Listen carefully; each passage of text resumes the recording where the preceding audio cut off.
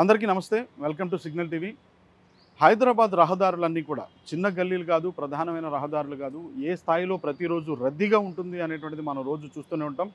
20 నిమిషాల్లో చేరుకోవాల్సినటువంటి గమ్యస్థానం అయితే మనకు దగ్గర దగ్గర గంట సేపు పట్టేటువంటి పరిస్థితి. ఫ్లైఓవర్లు వస్తున్నాయి, అండర్ పాస్లు వస్తున్నాయి, అయినా కానీ ట్రాఫిక్ సమస్య మాత్రం తీరటం లేదు. కానీ ఏదైనా పండగ వచ్చిందంటే మాత్రం హైదరాబాద్ రోడ్లన్నీ కూడా చాలా ఖాళీ అయిపోతాయి అనేటువంటి పరిస్థితులు మనం చూస్తూనే ఉంటాం. అలాంటి మాటలు కూడా వింటూనే ఉన్నాం. ప్రస్తుతం సంక్రాంతి ఆంధ్ర వారికి ఎంత పెద్ద పండుగ. ఈ ఆంధ్రాలో ఏ స్థాయిలో ఆంధ్రప్రదేశ్లో ఈ పండుగను నిర్వహిస్తారు, ఎంత పెద్దగా నిర్వహిస్తారనేది మనకు తెలుసు. హైదరాబాద్ వెలవెలబోతుందా, రోడ్లన్నీ ఖాళీగా దర్శనమిస్తున్నాయా, రద్దీ అట్లానే ఉందా అనేటువంటిది ఒక తెలుసుకునేటువంటి ప్రయత్నం అయితే మనం చేద్దాం. ప్రస్తుతం మనం చూస్తున్నాం, మన జర్నీ అయితే స్టార్ట్ అయింది. ఏజీ ఆఫీస్ దగ్గర నుంచి, అసలు ఏజీ ఆఫీస్, ఈ సెక్రటేరియట్, ఇవన్నీ అరణ్య భవన్ ఇవన్నీ చుట్టూ ఉంటాయి. ఈ ఆర్బీఐ కూడా సంథింగ్ ఇక్కడే ఉంటుంది. సో ఇక్కడ నుంచి మనం జర్నీ ప్రారంభించి చూద్దాం రోడ్లన్నీ ఏ విధంగా ఉన్నాయి అనేటువంటిది. మనం ఇప్పుడు వెళ్ళేటువంటి పరిస్థితుల్లో అయితే మాత్రం కొంత ఖాళీగానే కనిపిస్తున్నా, కానీ మనకి ఆపోజిట్ సైడ్లో మాత్రం ఎప్పుడు ఉండేటువంటి రద్దీ ఎట్లా ఉందో అదే రద్దీ అయితే చాలా క్లియర్గా కనిపిస్తుంది. పెద్దగా రోడ్లు అయితే ఖాళీగా ఇక్కడైతే కనిపిస్తున్నటువంటి పరిస్థితి అయితే లేదు. మనం మెల్లగా అసెంబ్లీ, అదేవిధంగా అసెంబ్లీ తర్వాత నాంపల్లి అంటే ఏ విధంగా ఉంది అనేటువంటిది కూడా మనం చూసేటువంటి ప్రయత్నం చేద్దాం. ప్రస్తుతం మనం అసెంబ్లీ దగ్గర, ఇటు అసెంబ్లీ అదేవిధంగా రవీంద్ర భారతి దగ్గర ఉన్నటువంటి సిగ్నల్ దగ్గర పరిస్థితిని చూసే ప్రయత్నం చేద్దాం. ఇక్కడ యథాతథంగా ప్రతిరోజు రద్దీ ఏ విధంగా అయితే ఉంటుందో అదే స్థాయిలోనే రద్దీ ఉంది. ఏమాత్రం అయితే పెద్దగా తగ్గినటువంటి పరిస్థితి లేదు. గత కొన్ని సంవత్సరాల క్రితం అయితే మనం చూస్తే, గతంలో చూస్తే పండుగ వచ్చిందంటే రోడ్లన్నీ కూడా ఏ స్థాయిలో ఖాళీగా ఉండేవి అనేటువంటిది మనం చూసేవాళ్ళం. కానీ ఇప్పుడు పరిస్థితి మారింది అనేటువంటి రకాలైనటువంటి కామెంట్స్ వినిపిస్తున్నాయి. పెద్దగా ఆ రోడ్లు ఖాళీగా కనపడుతున్నటువంటి పరిస్థితి అయితే కనిపిస్తలేదు అన్నట్లుగానే మనం చెప్పాలి. ఇంకా కొంచెం ముందుకెళ్ళి మనం చూసే ప్రయత్నం చేద్దాం. మనం ప్రస్తుతం ఖైరతాబాద్ రోడ్డు వైపు తిరిగాం. ఖైరతాబాద్ వెళ్ళే రూట్ వైపు పరిస్థితి ఏ విధంగా ఉంది అనేటువంటిది చూసే ప్రయత్నం చేద్దాం. ఇటు కూడా కొంత రోడ్ అయితే సాధారణంగా ఉండే ప్రతిరోజు ఉండే రద్దీ కంటే కొంచెం రద్దీ తక్కువగానే ఉంది అన్నట్టుగానే మనం చెప్పచ్చు. కాస్త అంటే వెహికల్స్ అయితే చాలా ఫ్రీగానే మూవ్ అవుతున్నాయి.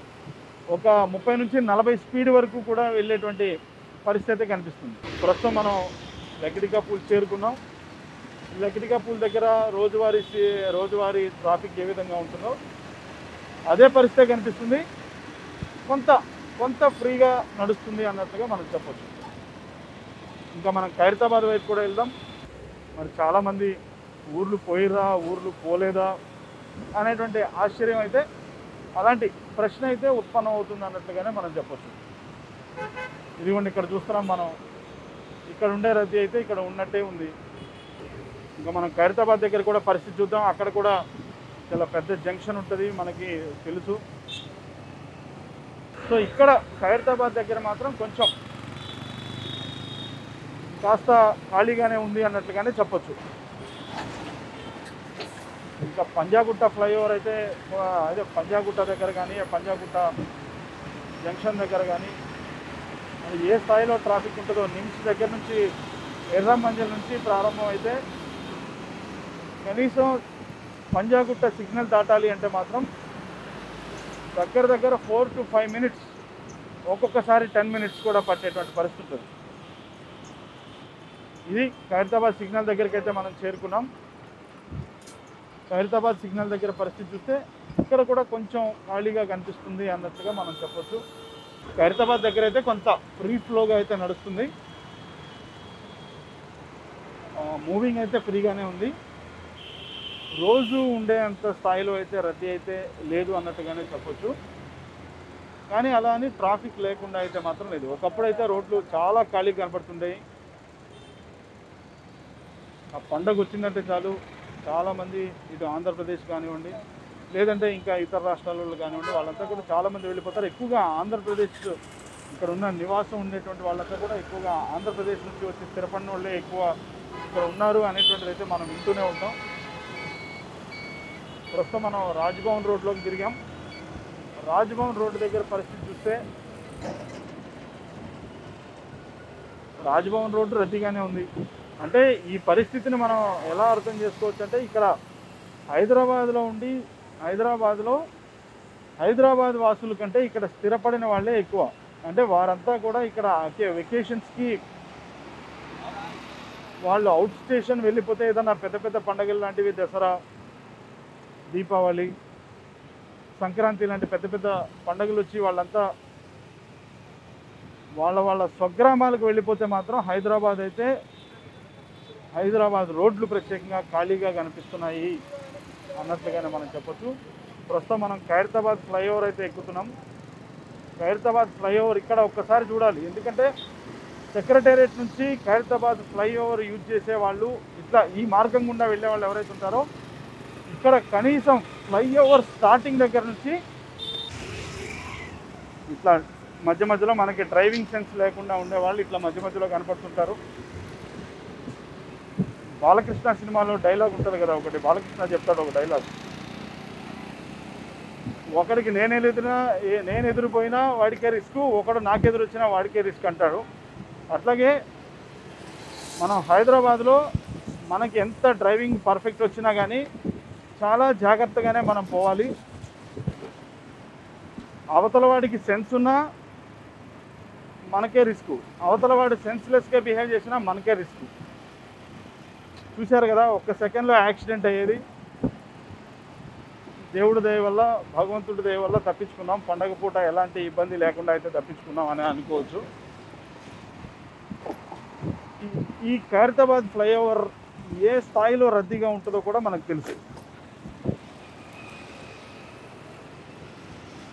కనీసం ఇక్కడ నుంచి ఖైరతాబాద్ సిగ్నల్ దాటాలని అంటే మాత్రం 3 సిగ్నల్ వెయిట్ చేయాల్సిందే. 3 సిగ్నల్ కంటే ముందు మనం పోయే పరిస్థితి ఉండదు. మనం ప్రస్తుతం సెక్రటేరియట్ రూట్ వైపు వెళ్తున్నాం.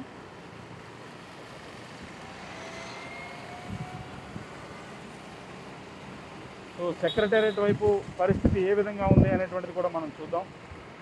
ఎందుకంటే ఇటు సెక్రటేరియట్లో పనిచేసే వాళ్ళు కానివ్వండి, సెక్రటేరియట్ దగ్గరకు వచ్చేటోళ్ళు కానివ్వండి,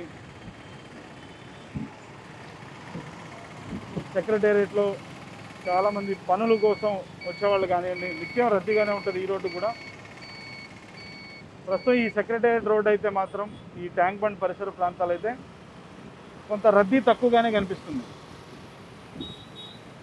బండి అయితే ఒక 40 స్పీడ్ వరకు వెళ్ళేటువంటి పరిస్థితి అయితే చాలా ఈజీగానే కనిపిస్తుంది. వెహికల్స్ అన్నీ చాలా ఫ్రీగానే మూవ్ అవుతున్నాయి.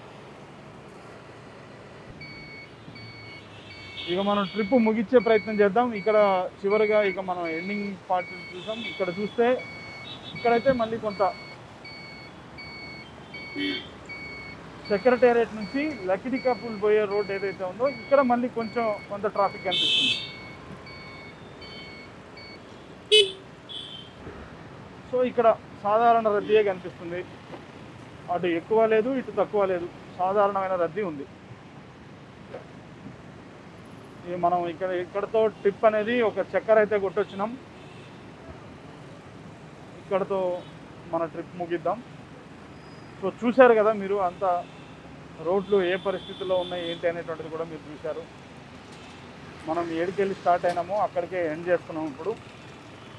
సో చూసాం కదా, హైదరాబాద్ అయితే మాత్రం హైదరాబాద్లో మెయిన్ ప్రధానమైన రహదారులు, ఆ కూడళ్ళు ఏవైతే ఉన్నాయో అక్కడ ఒక చక్కర అయితే కొట్టుకొని వచ్చినాం. మొత్తంగా చూస్తే అటు ట్రాఫిక్ పోలీసుల్ని మనం గతంలో అంటే కొంతసేపటి క్రితం మన ట్రాఫిక్ పోలీసులతో కూడా అడిగితే వాళ్ళు కూడా చెప్పారు, సాధారణ రద్దీ కంటే ఒక 10%, 20% అయితే తక్కువగా ఉంది, రోడ్లన్నీ యథాతథంగానే ఉన్నాయన్నారు. ఏంటో క్యూరియాసిటీతో అయితే మనం తెలుసుకునే ప్రయత్నం చేశాం. సో రద్దీ అయితే కొన్ని ప్రధానమైన కూడల్లో రద్దీ కనపడుతూనే ఉంది. కాస్త తక్కువ ఉన్నప్పటికీ కూడా పెద్దగా అయితే హైదరాబాద్ రోడ్లు ఖాళీగా కనపడుతున్నటువంటి పరిస్థితి లేదు. రద్దీ యథాతథంగానే ఉంది.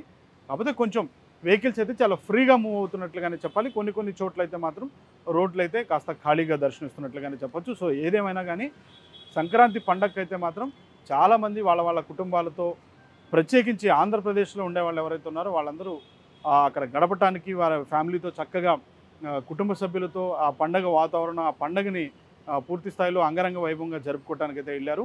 సో ప్రస్తుతానికైతే మాత్రం ఇది హైదరాబాద్లో ఉన్నటువంటి ఈ ట్రాఫిక్ పరిస్థితిగా కూడా మనం చెప్పొచ్చు. వీడియో జర్నలిస్ట్ రాజుతో తేజ, సిగ్నల్ టీవీ, హైదరాబాద్.